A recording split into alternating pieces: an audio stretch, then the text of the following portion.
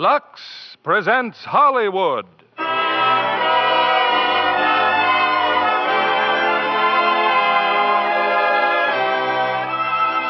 Lever Brothers Company, the makers of Lux Flakes, bring you the Lux Radio Theater, starring Maureen O'Hara, John Payne, and Edmund Gwenn in Miracle on 34th Street.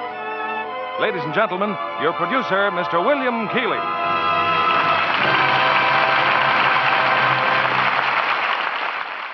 Our Christmas present to you is the new Christmas classic of our time, Miracle on 34th Street.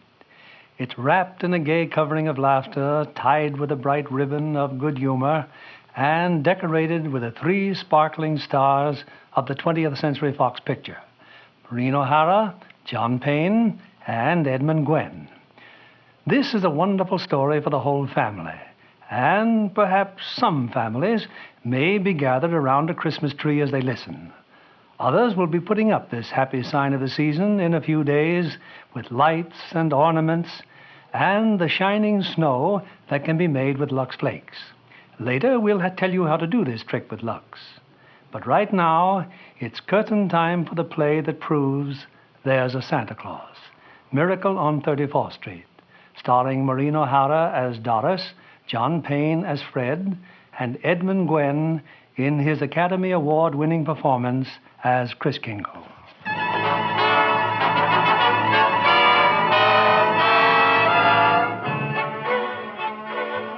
It's Thanksgiving Day in New York City. On a broad avenue adjoining Central Park, an annual event is being joyfully awaited. The spectacular parade presented by Macy's department store to herald in the Christmas season. Away from the crowd are 2 of Macy's public relations experts. He's simply wonderful, Mrs. Walker. Just look at him on that float. The most realistic Santa Claus we've ever had. Why, he didn't even need any padding, did he? Padding? Why, didn't you notice his tummy? So round, so firm, so fully packed. Well, now that everything's under control, where on earth did you find him? I don't know. I just turned around and there he was. And to think that the man whose place he took was intoxicated. With a breath that would knock over a reindeer. Oh, just think if Mr. Macy had seen him. What if Mr. Gimble had seen him? Competition between our stores is tough enough. Well, the parade's starting. Let's stand at the curb. Not I, Mr. Shellhammer. I'm going home to relax. Anyway, I can see it from there. I live just around the corner. Oh, so you do. Well, I'll see you tomorrow, Mrs. Walker. And congratulations on finding the best Santa Claus in Macy's history.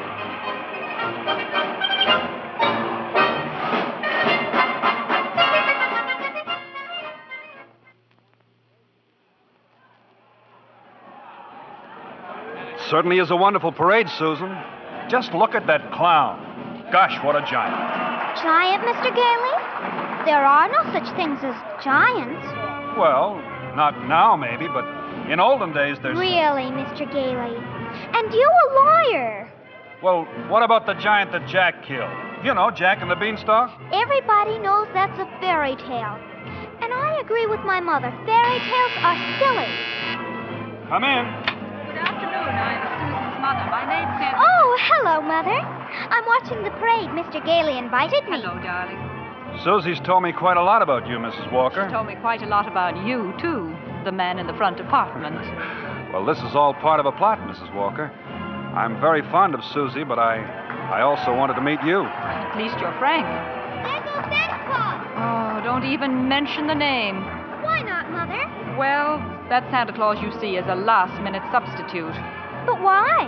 Oh, remember the way the janitor was last New Year's? Oh, my. Tight as an owl. I see Susan doesn't believe in Santa Claus either. That's right, she never has. Well, that's the end of the parade. Mother, I've been thinking. It's Thanksgiving, and there are only 2 of us. Couldn't we invite Mr. Gailey? Well, please don't bother. I'll just have a sandwich or something. But we have such a big turkey. Please, Mother, please. Well, Did I ask her all right, Mr. Gailey? Susie, shh. You asked fine, Susan. Dinner's at 3, Mr. Gailey.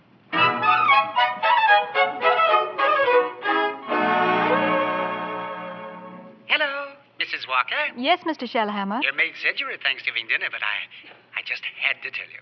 Your Santa Claus was stupendous. Well, thank you. Mr. Macy himself wants him to be our toy department Santa Claus. Oh, fine. Can you hire him? Oh, I already have. Oh, he's a born salesman. I just feel it. Good. We'll talk about it in the morning. Thanks for calling, Mr. Shellhammer.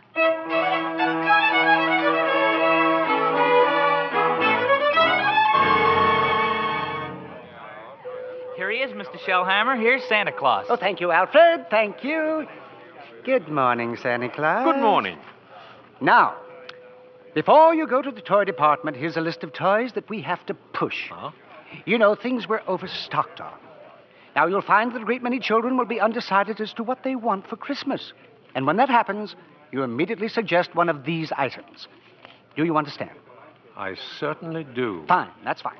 Now, take the list, and Alfred here will show you to your throne in the toy department. And don't you forget, you're working for Macy's.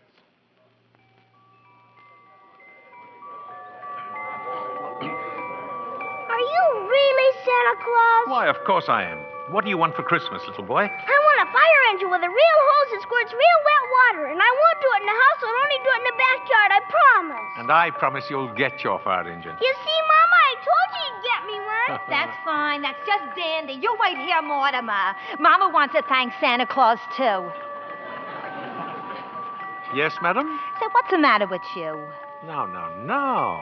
What's the trouble? I told you before, didn't I? The kid wants a fire engine, but there isn't one to be had anywhere in town. Macy's ain't got any. Gimbel's ain't got any. Nobody's got any. My feet are killing me, and you say, okay, he gets the fire engine.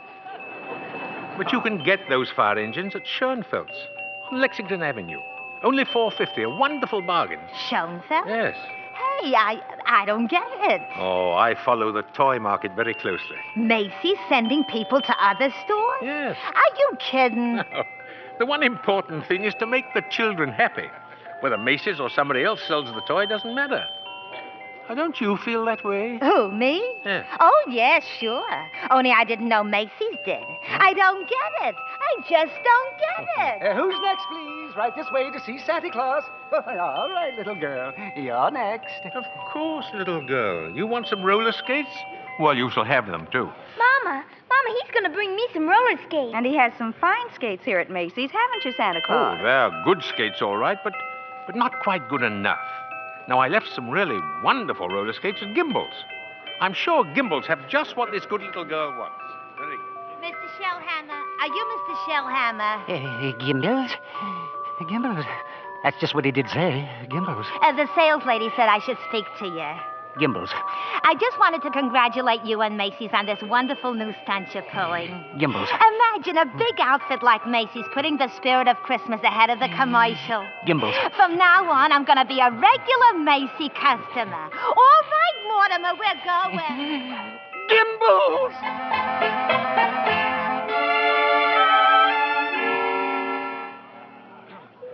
And there's the toy department over there, Mr. Gailey. You certainly know all about Macy's store, don't you, Susan? Well, that's because my mother works here.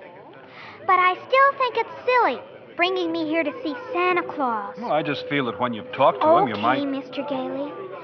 I'm certainly willing to try.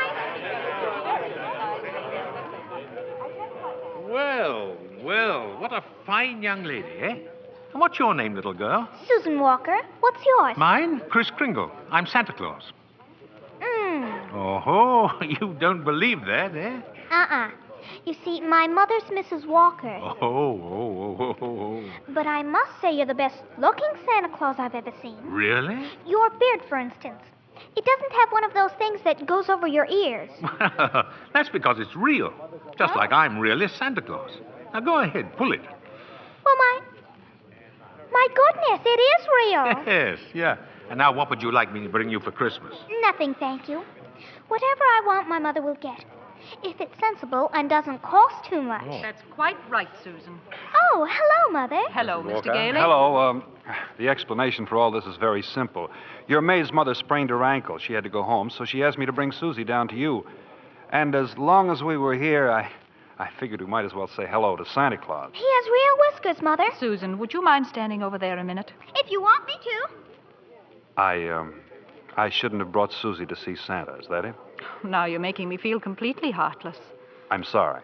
Don't you see? I tell Susan that Santa Claus is a myth, and you show her a very convincing old man with real whiskers. Well, whom is she to believe? Yeah, that's right, isn't it?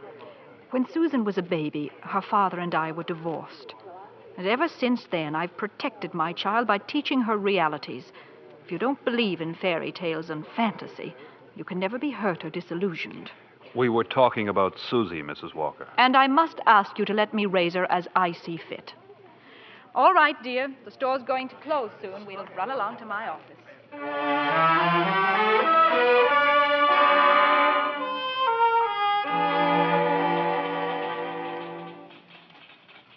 Alfred said you wanted to see me, Mrs. Walker. Oh, yes. Come in. I'd be grateful if you'll please tell Susan that you're not really Santa Claus, that there actually is no such person. Oh, but Mrs. Walker, not only is there such a person, but here I am to prove it. No. You misunderstand. I want you to tell her the truth. Now, what's your real name? Kris Kringle, and I always tell the truth. Susan, I'll bet you're in the first grade. Second grade. I mean your real name. Well, that is my real name. My goodness, the second grade? Very well. I have your employment card right here. I'll look it up on that. That's a very cute dress you have on, Susan. It's from Macy's. We get 10% off. Oh. So, you always tell the truth, do you? Mm-hmm. Look at your employment card. Name, Kris Kringle. Address, Brooks Memorial Home, Great Neck, Long Island. You may call the home if you'd care to confirm that, Mrs. Walker. It's a home for elderly gentlemen. Would you also like me to confirm this? What's that? Date of birth. As old as my tongue and a little bit older than my teeth. Place of birth, North Pole. Now, really. Why, I believe you doubt me, Mrs. Walker. And this tops everything. Next of kin. Oh, that. Dasher, Dancer, Prancer, and Vixen. I'm sorry to have to do this, Mr. Kringle? But the Santa Claus that we had 2 years ago is back in town, and I feel that we owe it to him to... What, have I done something wrong? No. It's just that we feel... Oh, excuse me. Hello? This is Mr. Shellhammer, Mrs. Walker. Drop whatever you're doing. Mr. Macy wants to see us immediately. Oh, I'll be right up. I'm afraid I'll have to be very abrupt with you. I have to see Mr. Macy. You'll be paid for the full week, Mr. Kringle, and I'll send your check to that address. Come right in, Mrs. Walker. Mr. Shellhammer. Thank you, Mr. Macy. Now, about this new policy you two initiated. Macy's Santa Claus sending customers to Gimbel. Well, I can explain everything, Mr. Macy. You don't have to explain a thing. Just look at my desk. 42 telegrams and over 500 phone calls. Grateful parents expressing undying gratitude to Macy's department store. Why, you don't say. From now on, not only will our Santa Claus continue in this manner, but every salesperson in the entire store. You mean that if we haven't got what the customer asks for, we're to send him where he can get it. No high-pressuring and forcing a customer to take something he doesn't really want. I think that's wonderful, Mr. Macy. Why, we'll be known as the helpful store, the friendly store. The store that places public service ahead of profits. And consequently, we will make more profits than ever. As for you, Mrs. Walker and Mr. Shellhammer, you'll find a more practical expression of my gratitude in your Christmas envelope. Oh, thank you. Thank you. Yes. And tell that wonderful Santa Claus I won't forget him either. As a matter of fact, I'll tell him myself in the morning. Yes, indeed, Mr. Macy. Good night. Good night. Good night, Mr. Macy. And thank you again, sir. Oh, imagine a bonus. Yes. Well, what's the matter with you? Mr. Shellhammer, I just fired him. Who? Santa Claus. Oh, no, you couldn't have. But I did. He's crazy, Mr. Shellhammer. He really thinks he is Santa Claus. I don't care if he thinks he's the Easter Bunny. Find him.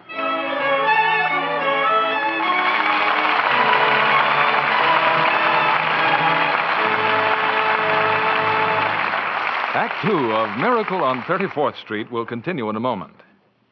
Well, Libby, have you given Santa your Christmas list? Yes, indeed, John. And number 1 on my list is a pair of Chinese pajamas with a 3/4 coat and little upstanding collar. Just like the ones Marta Torrin wears in Rogue's Regiment. Perhaps you'd better have the wardrobe mistress at Universal International show Santa what you mean.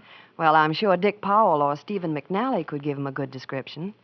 They found Marta very glamorous in this modern story of the French Foreign Legion. And what a villain Vincent Price is in Rogue's Regiment. I was on the edge of my seat through the whole picture. And you talk about a pair of pajamas. Well, they were very special. Marta liked them so well, she had 4 pairs made for her personal wardrobe. And she was delighted when they told her she could lux them. That's about the easiest care in the world. Especially now with the new tiny diamonds of Lux. Another triumph of the famous Lever Laboratories. These tiny diamonds are so much faster, they burst into suds the instant water touches them. And make wonderfully rich suds that last and last. Don't colors look marvelous when they're luxed? So fresh and new. No wonder smart girls say they won't risk wrong washing methods. Tests prove that with gentle care with Lux Flakes really makes a difference. Lux slips and nighties stayed new looking 3 times as long. And that's just like getting 3 pretty slips for the price of 1. A really thoughtful Santa would put a box of Lux Flakes in every lingerie gift next Friday night. Here's our producer, Mr. William Keeley. Act 2 of Miracle on 34th Street, starring Maureen O'Hara as Doris, John Payne as Fred, and Edmund Gwenn as Kris Kringle.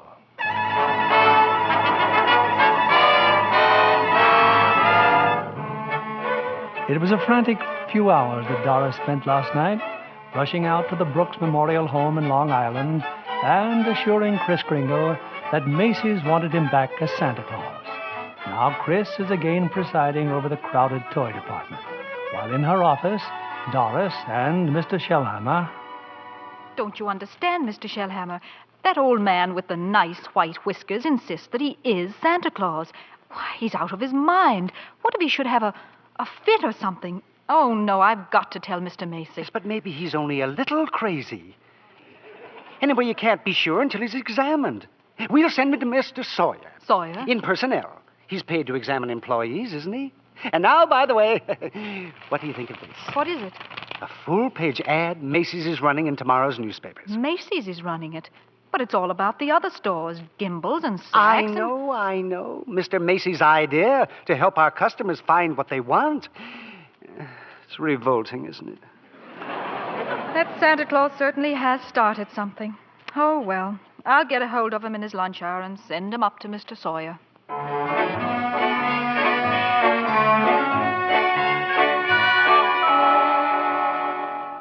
So I changed my clothes, Mr. Sawyer, and came right up. Oh.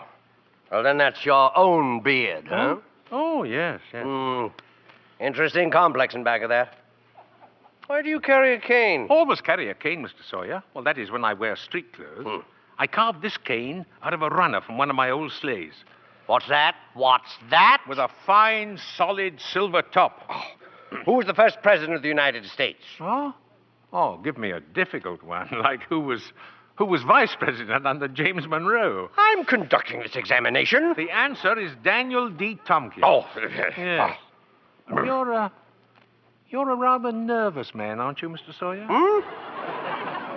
Tell me, do you get enough sleep? My personal habits are no concern of yours. Now, what hand am I holding up? Right hand. How many fingers do you see? 3. Oh, dear. You bite your nails, too. Stand up now. Feet together. Arms extended. Muscular coordination tests? I've taken dozens of these tests. Mr. Sawyer, are you happy at home? What? That will be all, Mr. Kringle. The examination is over. Thank you. Yeah, and it may interest you to know I've been happily married for 22 years. Very happily married. Delighted to hear it. Goodbye, Mr. Sawyer. Miss Prawn. Yes, sir. Get Mrs. Walker on the phone. Yes, sir. But your wife, Mr. Sawyer, she's called 4 times already. Well, you tell my big fat wife to shut up and mind her own business. Here's Mrs. Walker, sir. All right. Hello. Oh, I was just going to call you, Mr. Sawyer. Oh? There's a Dr. Pierce stopping by this afternoon at 3. Who's Dr. Pierce? He's the physician at the Brooks home.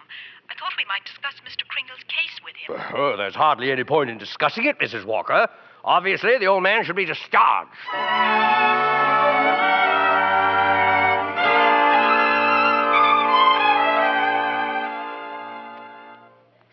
appears Kringle should be dismissed immediately and sent to a mental institution. Oh, now, just a minute, Mr. Sawyer.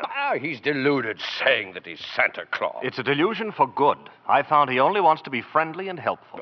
His whole manner suggests aggressiveness. Look at the way he carries that cane. Mrs. Walker, naturally, I can't discharge that loony, so when he exhibits his maniacal tendencies, please realize the responsibility is completely yours. Well, I'm right back where I started. Mrs. Walker, I assure you, Kris Kringle has no maniacal tendency. But if there's the slightest possibility of us causing any trouble... What trouble? All that needs happen is a policeman ask his name. Kris Kringle, clang, clang, and Macy's Santa Claus lands up in the psychopathic ward. Well, you can prevent that very simply. Now, there must be someone here at the store who could rent him a room. Then they could both come to work together. I'd just as soon he avoided that long train ride to Long Island anyway. You mean sort of take custody of him? Mm-hmm. Do you think that Mr. Kringle would agree to that? Oh, I'm sure he'll agree. Well, in that case... Now, let me see. Who do I know who could rent him a room?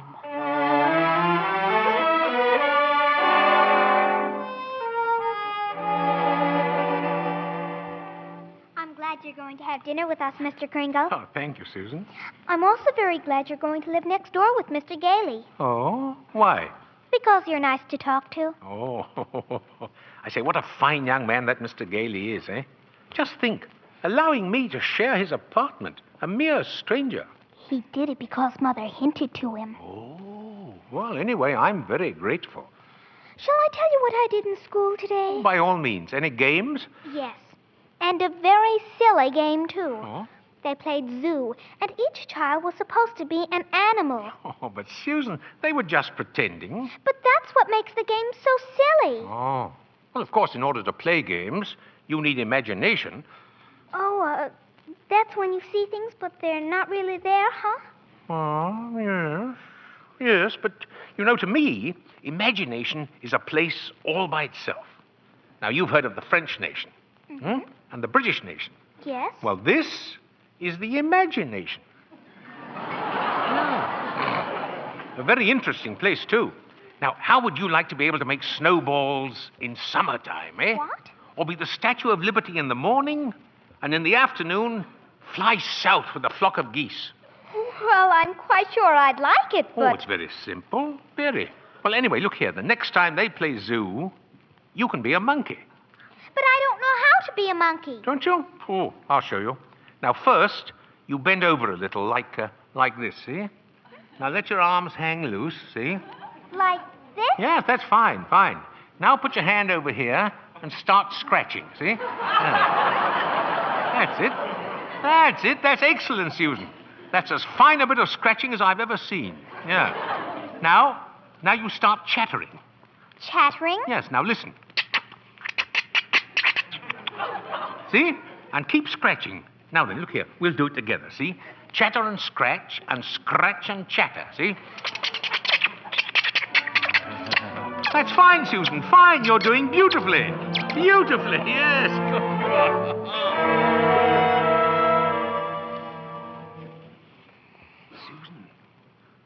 Susan, are you still awake? Uh-huh. I've just come in to say good night, Susan, that's all.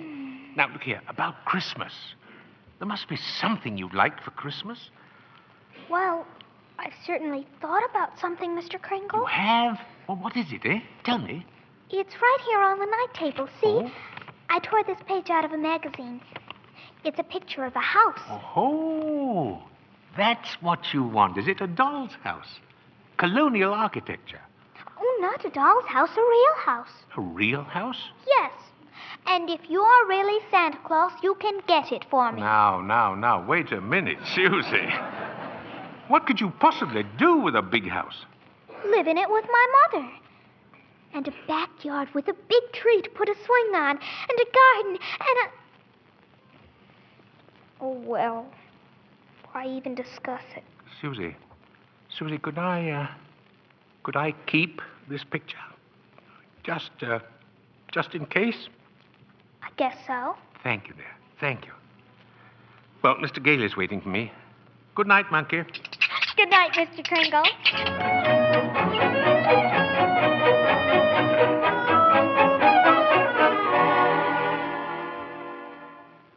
Take whichever bed you want, Mr. Kringle. You're very kind, really. Tell me, Mr. Gailey, what is it you just do for a living, huh? Oh, I'm a lawyer. Haslip, Sherman, and Mackenzie. Oh. And you like living here in the city? Well, it's convenient. But someday I'd like to get a place on Long Island. Huh. Not a big house, just one of those junior partner deals around Manhasset. Oh, one of those little colonial houses, eh? Yeah. A little colonial house would be swell. Good, yes. You're, you're quite fond of Mrs. Walker, aren't you? A lot of good it does me. She lives in a cast iron shell that's just a little difficult to penetrate. Oh. Well, you must try a little harder, Mr. Gailey. You know, Mrs. Walker and that child are a couple of lost souls. And it's up to us to help them, see? No? Yeah, Oh, well, shall I turn out the light? No. I'm not going to be cheated out of this. You know, all my life I've wondered about it, and now I'm going to find out. Tell me, does Santa Claus sleep with his whiskers outside or inside the cover? Oh, outside, of course. Outside, by all means. The cold air makes them grow. Oh, thank you very much.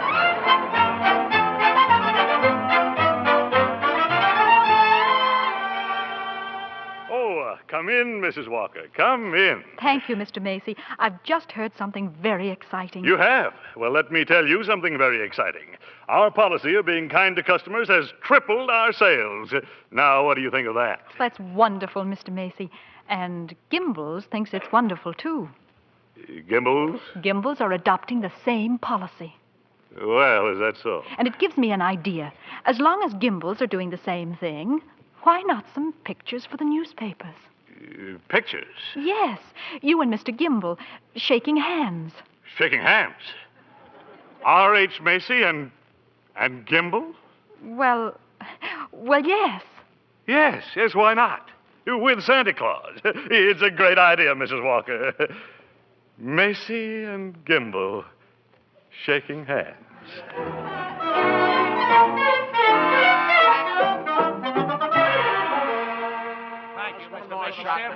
Oh, that's enough pictures, gentlemen. Thank you. Well, thank you very much.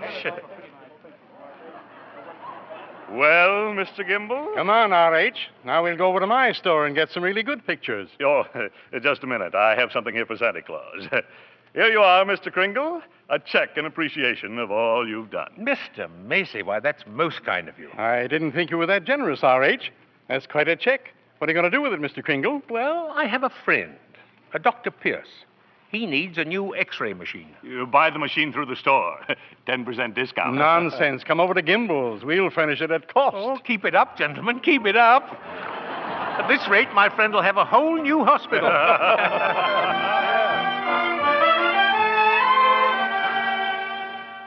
How did the pictures turn out, Mr. Kringle? Oh, fine, Alfred, fine. How about a game of checkers during lunch, eh? Oh, not today, Chris. I don't feel so good. Oh? What's the matter, Alfred? Oh, nothing much. You remember I was telling you how I like to play Santa Claus over at the Y and give out packages to the kids? Yeah? Well, I was telling Mr. Sawyer about it, and he says that's very bad. That psychologically it's all wrong. Wrong? To be nice to children? Well, he says guys who play Santa Claus do it because when they was young they must have done something bad. Now they do something they think is good to make up for it, see? It's what he calls a guilt complex. Alfred, what else has he found wrong with you? Oh, nothing much. Just that I hate my father. I didn't know it, but he says I do. Excuse me. Hey, ain't you going to have lunch? Later. Right now, I have an appointment with Mr. Sawyer.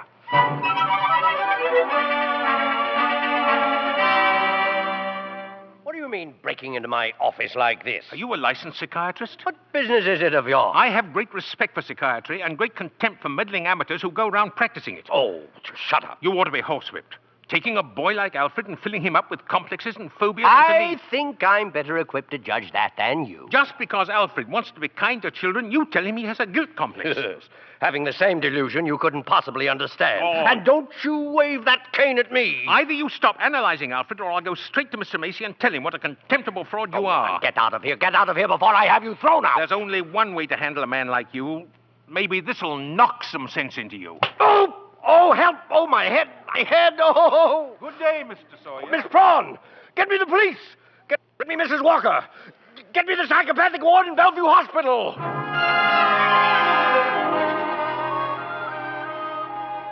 You can see Mr. Kringle now, Mr. Gailey. Thank you, nurse. Hello, Chris. Hello, Fred. Chris, I've been speaking to the doctors. They said they've given you some tests. Oh, yes. Same old tests. Except this time you failed to pass them. Chris, you deliberately failed. Why? Why? Well, because I had great hopes, Fred. I had a feeling Mrs. Walker was beginning to believe in me, and now I discover she was only humoring me all the time. But this wasn't Doris's idea at all. Mr. Sawyer had you sent up here before she even knew about it. But why didn't she come to me and explain things? Because she didn't want to hurt you. Oh, well, it's not just Mrs. Walker. Well, now, take Mr. Sawyer. He's contemptible, dishonest, deceitful, yet he's out there and I'm in here. Well, if that's normal, I don't want it. But you can't just think of yourself, Chris. What happens to you matters to a lot of other people. People like me who believe in what you stand for, and people like Susie, who are just beginning to. Chris, you're letting us down. Well, Fred, maybe you're right. Well, of course you're right. I ought to be ashamed of myself. Let's get out of here. Now, wait a minute. You flunked your mental examination, but good. Oh, yes, so I did. Oh. Well, anyway, you're a lawyer. You fix it. Hey, look, I can't just... Now, I won't let you down, and you won't let me down. Chris, now take it easy. Look, there'll have to be a hearing. If you're going to be committed, it has to be before a judge. Well, if I can do anything at all, it'll have to be in courtroom. Now, sit tight, Chris. I'll get an idea. I have to get an idea.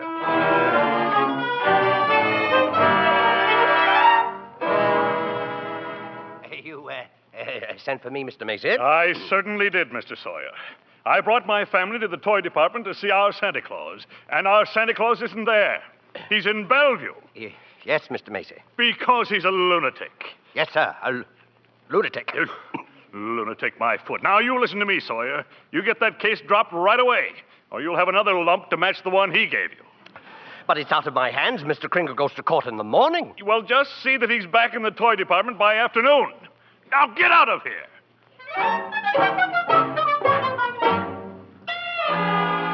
Oh, Mr. Gailey. Mr. Gailey. Yes? I've been looking all over for you. I'm Mr. Sawyer. Oh, so you're Sawyer? Yes. I was just speaking to the court clerk, and he said you represent Mr. Kringle. Well, I represent Mr. Macy. Well, then I'll see you in court. Oh, no. That's what I wanted to speak to you about. Now, Mr. Macy would like to drop the whole case right now. You see, we're most anxious to avoid any publicity. No publicity, huh? Well, that's very interesting. Oh, then you'll cooperate? You know something, Sawyer? You've just given me the idea I've been searching for. Oh, good, good. If I'm going to win this case, I'm going to have public opinion and plenty of it. And publicity's just the way to do it. Thanks. And so long, Mr. Sawyer. Mr. Gailey? But Mr. Gailey!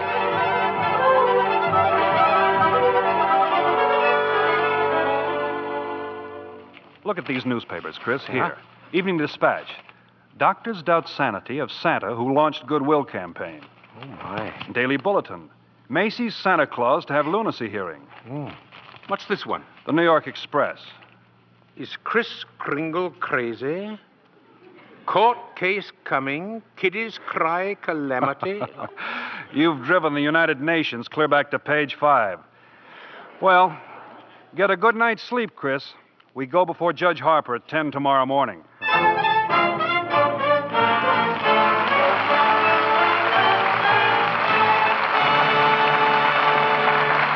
We pause now for station identification. This is CBS, the Columbia Broadcasting System.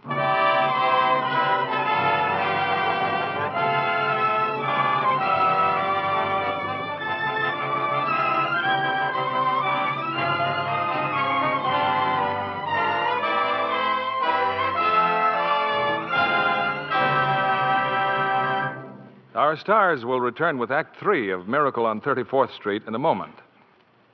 When a new player signs a contract with 20th Century Fox, she soon gets well acquainted with Miss Helena Sorrell, head dramatic coach. Helena, Do you like to watch your pupils perform in a picture? Oh, of course, John, because I take a personal interest in them. I'm especially proud of Betty Grable and her new picture, When My Baby Smiles at Me. Betty's become a really fine dramatic actress. She certainly has. She and Dan Daly are magnificent as a couple of vaudeville hoofers. And Betty's costumes in When My Baby Smiles at Me gave me a thrill. And I was amazed how many things the wardrobe department washed with Lux Flakes. It reminded me of my theatrical days when I was on the road and lived in a couple of trunks. A box of Lux Flakes in each? That's absolutely true, John. I was never without it, in my hotel or at the theater. Well, then you've probably discovered that the new tiny diamonds of Lux are more wonderful than ever. They're so much faster and richer. Do more for you, too. They remove soil which other types of suds can't. Leave things cleaner, fresher. And Lux Flakes keep colors lovely. You're right there. That's why it's foolish to risk wrong washing methods that may fade colors. Actual tests show that with gentle Lux Flakes care, colors stay lovely up to 3 times as long. That's a good tip for girls who get nice blouses and sweaters for Christmas. Right you are. And thank you for coming tonight, Helena Sorrell. We return you now to William Keighley. The curtain rises on the third act of Miracle on 34th Street, starring Maureen O'Hara as Doris, John Payne as Fred, and Edmund Gwenn as Chris.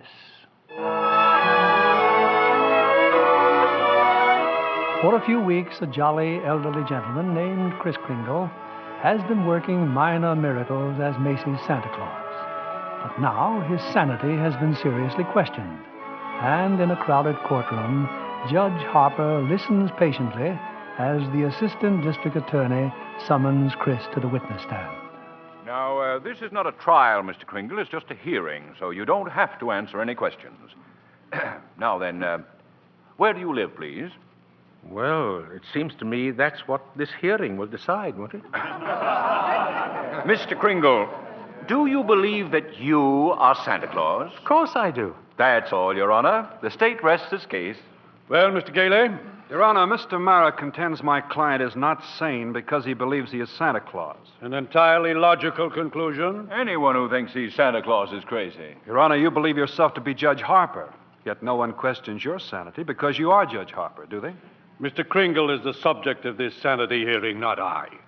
Well, Your Honor, I intend to prove that Mr. Kringle is Santa Claus. Mr. Mara, I thought you said this was a cut-and-dried sanity hearing. I thought it was, Your Honor. In view of Mr. Gailey's statement, I'll have to review the entire background of this case. Court's adjourned till tomorrow morning.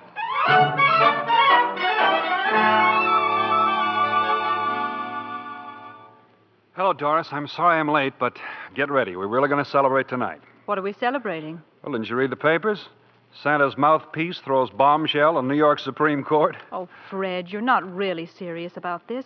You can't possibly prove that Kris Kringle is Santa Claus. Well, you saw Mr. Macy and Mr. Gimble shake hands. That wasn't possible either. And what does your firm have to say about it? Hayslip and Mackenzie and the rest of them. That I've jeopardized their prestige, and either I drop this impossible case or they'll drop me. You see? So I beat them to it. I quit. Fred, you threw away a career because of a sentimental whim? Well, I'll open my own office. And what kind of clients will you get? Oh, probably a lot of people like Chris who are being pushed around.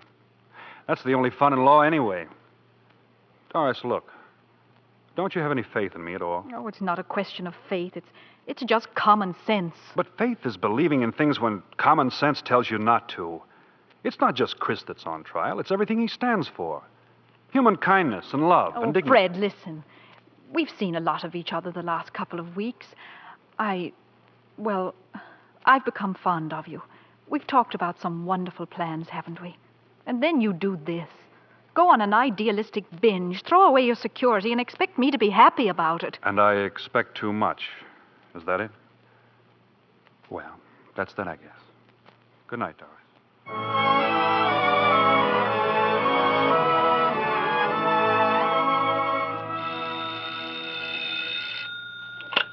Hello. Yes, this is Mr. Mara. Well, can't it wait till tomorrow? I'm eating dinner. Who's been subpoenaed? Well, how do you think I feel about it? I'll see you tomorrow. Who's that, dear? R.H. Macy's been subpoenaed. Oh, my. Those reporters.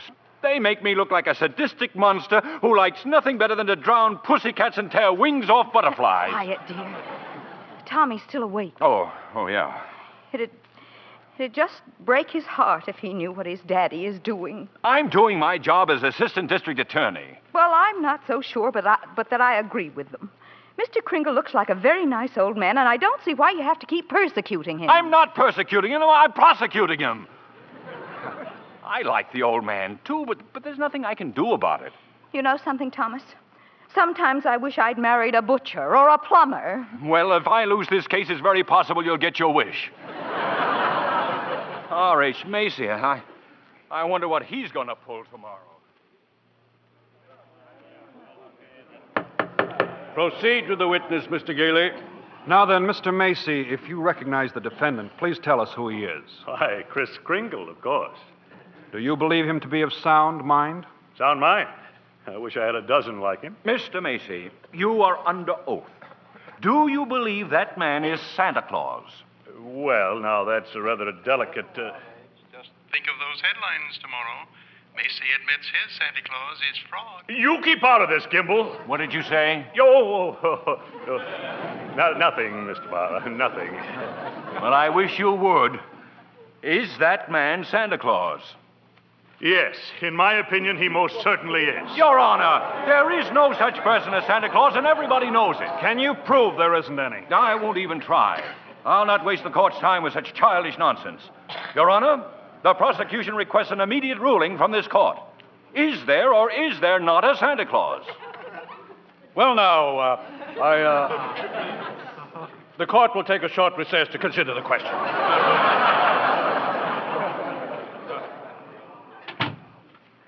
Hello, Henry. Why, Charlie, what are you doing here? Can't an old friend visit you in your chambers? And if you ask me, you never needed a friend like you do now. This Kringle case? Well, I certainly don't see what they're making such a fuss about. Henry, that's Santa Claus you've got out there. On trial for lunacy. This case is dynamite, and you're coming up for re-election soon. Charlie, you know what happened last night? Martha brought the grandchildren over. They wouldn't kiss Grandpa.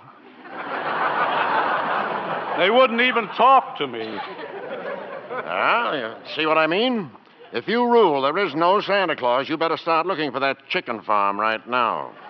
I'm a responsible judge. How can I seriously rule that there is a Santa Claus? Because of what happens if you don't. The kids read about it and they don't hang up their stockings. Now what happens to all the toys that are supposed to be in those stockings? Nobody buys them. The toy manufacturers have to lay off employees. By now you've got the AFL and the CIO against you. Yes, and they're going to say it with votes, see? Oh, and the department stores are going to love you, too. Yes, sir, Henry. And what about the Salvation Army? They got a Santa Claus on every street corner. They take in a lot of money to help the poor. But go ahead, Henry. You go in there and rule there isn't any Santa Claus.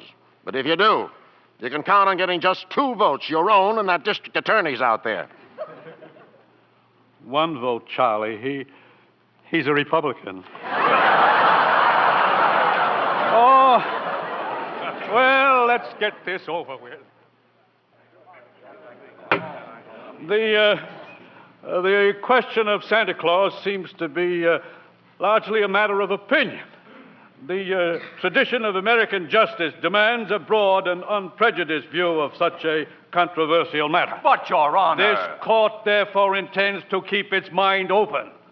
We shall ask for evidence on either side. But the burden of proof clearly rests with my opponent. Can he produce any evidence to support his views? If Your Honor please, I can. Will Thomas Mara please take the stand? Who, me? No. Thomas Mara, Jr. I believe he and his mother are both in court today. Hi, Papa. Hi. Tommy, do you believe in Santa Claus? I sure do. Gosh, he gave me a brand new sled last year. Now, what does Santa Claus look like, Tommy? Well, there he is, sitting right over there. Your Honor, I protest. Overruled. Tell me, Tommy, why are you so sure there's a Santa Claus? Because my papa told me so, didn't you, Papa? Thank you, Tommy. You can go back to your mother now. See you later, Papa. You certainly will. Your Honor. Don't forget, Santa Claus, this year I want a football helmet. Don't worry, Tommy. You will get it. Mr. Kringle, if you don't mind. I'm sorry, sir. Your Honor, the state of New York concedes the existence of a Santa Claus. But in so conceding, we demand that Mr. Gailey stop representing and presenting personal opinion as evidence.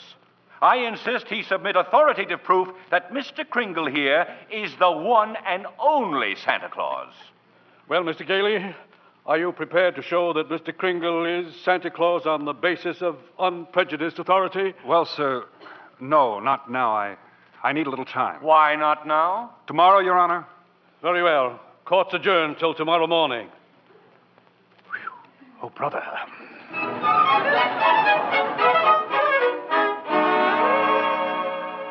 Now come, Susan, dear, finish your supper. But I can't, Mother. All those things they're saying in the newspapers about Mr. Kringle and Mr. Gailey. They're having this trial because he says he's Santa Claus. He's so kind and nice and jolly. He's not like anyone else I know. He must be Santa. You know something? I think perhaps you're right. Is Mr. Kringle sad now, Mother? I'm afraid he must be. Then I'll write him a letter. Maybe that'll make him feel better. I'll cheer him up.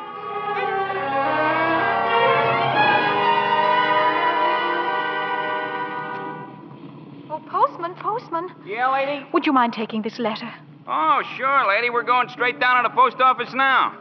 Okay, Louie, take it away. Well, what do you know, Louie? Another letter for Santa Claus.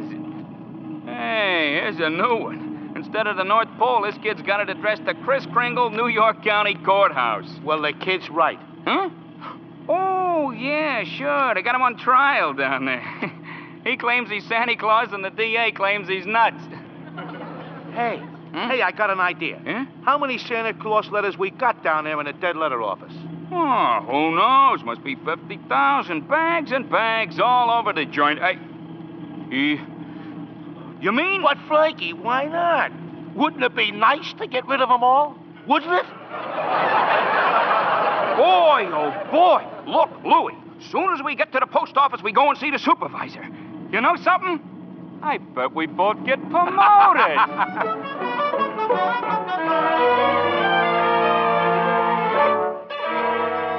And since the defense has been unable to submit one shred of proof that Kris Kringle is the one and only Santa Claus, and since tonight is Christmas Eve, I ask Your Honor that this hearing be terminated without further delay. I protest. I do have evidence. 5 minutes ago, you said you didn't. During Mr. Marrow's oration, the bailiff handed my client the evidence I refer to. What evidence? This letter, Your Honor.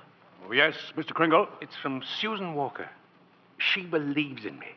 Oh, this letter means more to me than anything in the world. That letter, Your Honor, was delivered by the United States Post Office, an official agency of the federal government. The Post Office Department was one of the largest business concerns in the world. Last year, it did a gross volume of over $1 billion, and Your this year... Honor, I'm sure we're all gratified that the post office is getting along so well. But what bearing has it on the sanity of that man? My point is that the Post Office Department is a model of efficiency. Furthermore, the laws of this country make it a criminal offense to willfully misdirect mail or intentionally deliver it to the wrong party. The state of New York is second to none in its admiration of the Post Office Department. We're very happy to concede Mr. Gailey's... For the record, Mr. Mara. For the record. Anything to get on with this case. Thank you. Your Honor, that letter just received by Mr. Kringle is positive proof that a competent... One letter is hardly positive proof. I have further exhibits, Your Honor, but I hesitate to produce them. Come, Mr. Gailey. Put them here on my desk. But, Your Honor, I don't... said put them on my desk. All right, boys, bring them in. Your Honor, what is this? Empty those mail sacks on Judge Harper's desk. Bring them all in or be fined for contempt of court. No, just a second here. We'll do it, Your Honor, through rain, through sleet, through courtrooms, anything. We deliver. Mr. Gailey. Your Honor, every one of those letters and every one of those mail sacks is addressed to Santa Claus. The post office is to deliver them. Therefore, the Post Office Department recognizes Kris Kringle to be the one and only Santa Claus. Since the United States government declares this man to be Santa Claus, this court will not dispute it. Case dismissed. And for heaven's sake, get this mail out of my courtroom.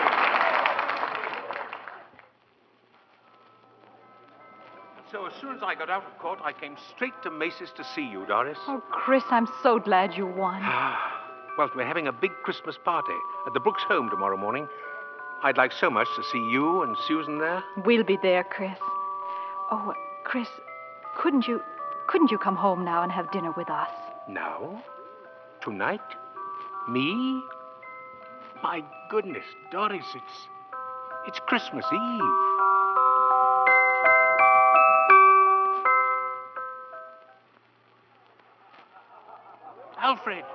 Alfred, look who came all the way out here to the home just for our Christmas party. Chris, it's Mr. Macy. Mr. Gimble, too. Oh, excuse me, Alfred. Mrs. Walker and Susan have to leave now, and I want to see them before they go, so forgive me, will you? But, Susie, darling, you got so many presents. Not the one I wanted. Not the one Mr. Kringle was going to get for me. Well, what was it? Doesn't matter. I knew I wouldn't get it, but I thought he'd at least tell me why. Susie. I'm sorry, Susie. I tried my best, but...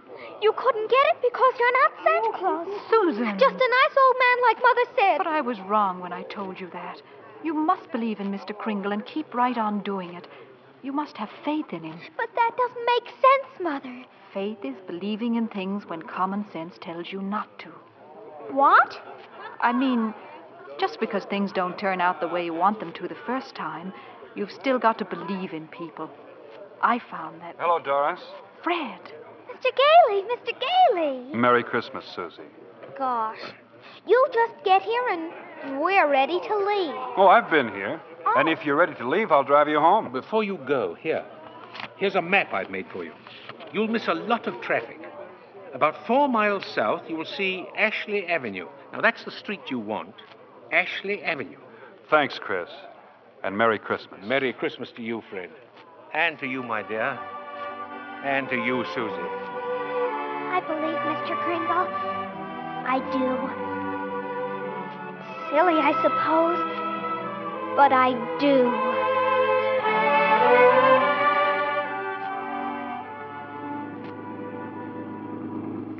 I don't understand it, Fred.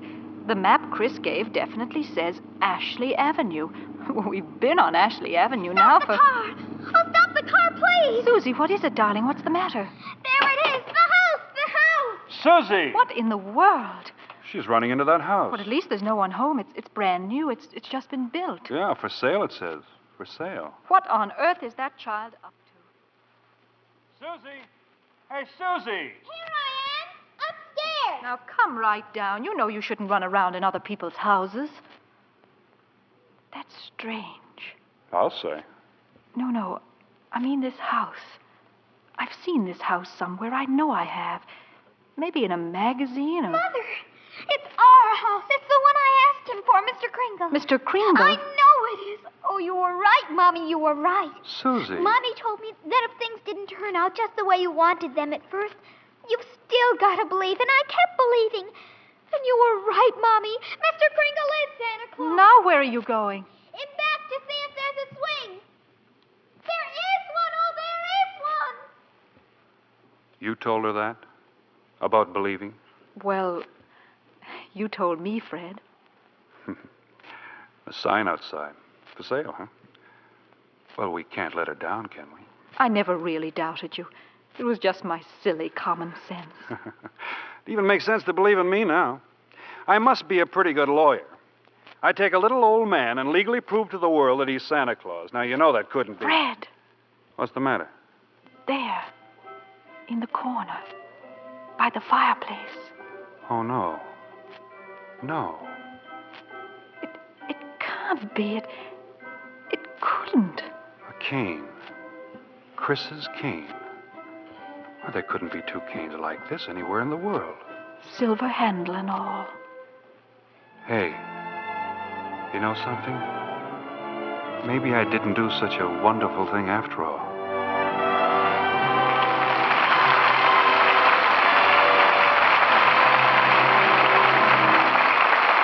Before our stars return for their curtain calls, Libby Collins wants to tell you about the wonderful way to decorate your Christmas tree, as we promised at the opening of the show. You can give your tree that fresh from the woods look by covering it with real-looking snow you make yourself from a box of Lux Flakes. So many people have asked for the Lux recipe for Christmas snow that we gave last week. We'll repeat it tonight. Listen carefully. Take a large box of Lux Flakes. Gradually add 2 cups of lukewarm water and beat with an egg beater until it has the consistency of thick whipped cream. Then, with your fingers, spread the mixture over the branches of your tree. And that's all. This snowy covering dries quickly, it won't melt, and lasts as long as the tree. Ask your dealer for a copy of this Christmas snow recipe. I don't know of any other decoration that costs so little, yet does so much for your tree. It looks lovely used just with tree lights, or you can add your usual ornaments if you prefer. Try it on your mantel decorations and table arrangements, too. It gives them a very professional look. And makes the whole house look more Christmassy. Now, I'll repeat that recipe. Take a large box of Lux Flakes. Gradually add about 2 cups of lukewarm water and beat with an egg beater. While moist, spread the mixture along the branches. If you want extra glitter, shake on some shiny artificial snow before the mixture dries. Let the children help. They'll love doing it and love the snowy tree. Back now to our producer, William Keeley. Mr. Kringle's reindeer are waiting on the roof, but we've asked him to pause a moment before he leaves and come back to the footlights with Maureen O'Hara and John Payne. Ladies and gentlemen, it was a real thrill to everyone in Hollywood when Edmund Gwenn topped his entire 53 years as an actor with his great performance as Kris Kringle. Thank you. Thank you very much, Bill. Everyone connected with Miracle on 34th Street, from George Seaton, the author-director, to the prop man, helped me. They all believed in Santa Claus. How could we help it? I suppose you've got a strenuous time ahead, Chris. Yeah? Covering the entire world in one night. John, if everyone believed in Santa Claus, peace would break out all over the world in 30 seconds. I hope you won't be too busy to stop at my house. I'll have my stockings hung up. Oh, well, I'll stop in, Maureen, but seems rather futile. Why, Chris? Well, I couldn't possibly fill her stocking as well as she does. I see what you mean. Bill, after that, I think you'd better tell us all about next week's play. Next week, Maureen, a play straight from your native land. It's the 20th Century Fox picture, The Luck of the Irish. And the stars? Well, we have a superb cast. There's Dana Andrews, Ann Baxter, and Cecil Calloway. This is a delightful romance, presided over by a most mysterious leprechaun in the person of Cecil Calloway. I know you'll all enjoy it. We'll be looking forward to it, Bill. And good night. Good night. Good night. Can I give anybody a lift in my sleigh? Good night and a Merry, Merry Christmas.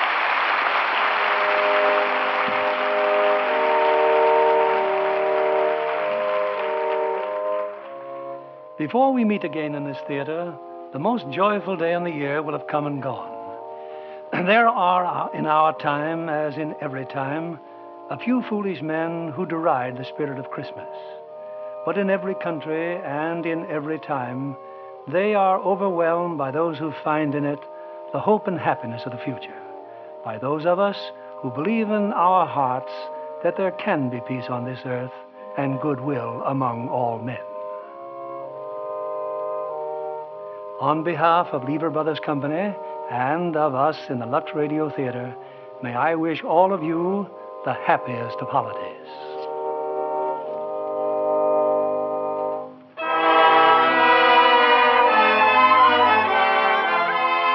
And we invite you all to join us again next Monday evening when the Lux Radio Theater presents Dana Andrews, Ann Baxter, and Cecil Calloway in The Luck of the Irish. This is William Keeley saying good night and Merry Christmas.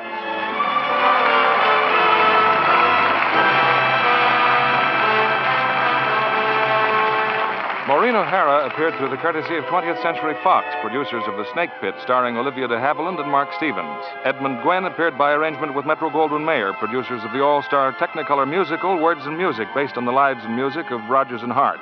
John Payne will soon be seen in the Paramount picture El Paso. Be sure to listen next Monday night to the Lux Radio Theater presentation of The Luck of the Irish, starring Dana Andrews, Ann Baxter, and Cecil Kellaway.